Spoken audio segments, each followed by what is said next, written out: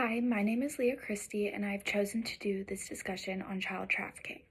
Child trafficking is the abduction of a child and sold or transported for the money with the use of sex. The importance of addressing the issue now is to provide information and advocacy to patients all around so they are aware of the issue and know the warning signs. Also, the interventions they can do to help recognize this issue. Being able to recognize the issue can save multiple lives from child trafficking.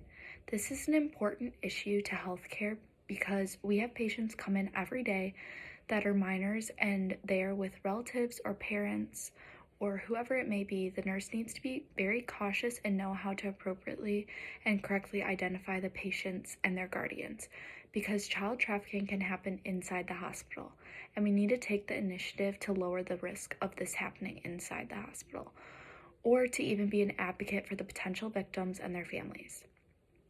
Educating them on the topic is something I find important because I feel as if they knew the signs to look for, this would be reported more often than what we see, and it would save many lives and emotional distress from these children. What I mean by looking for the signs would be children acting out of the normal. So if you are noticing that they don't feel comfortable with the person that brought them to the hospital, or they are acting strange, or you see marks on them, or any signs of abuse, that can also be related to child trafficking. So, the bill I discovered has been introduced in the House of Representatives in Texas, but has not been passed yet or gone further. This is a fairly new bill. It came out in March of 2021. The bill number is 2219, if anyone would like to look it up.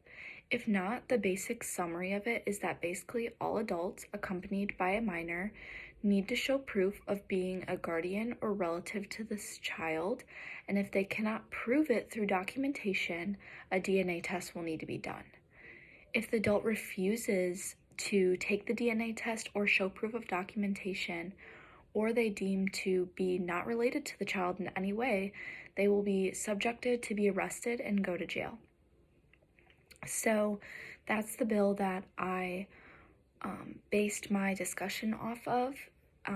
And also, I feel like as a nurse, we could provide more pamphlets and more information that they can take home with them and parents can kind of read about, because I feel like everybody thinks that it's not going to happen to your child, but that's what everybody thinks, and it happens to children out there, and that's why we need to be an advocate for these people and show them the signs to look for, the risk factors, and how to keep their child safe.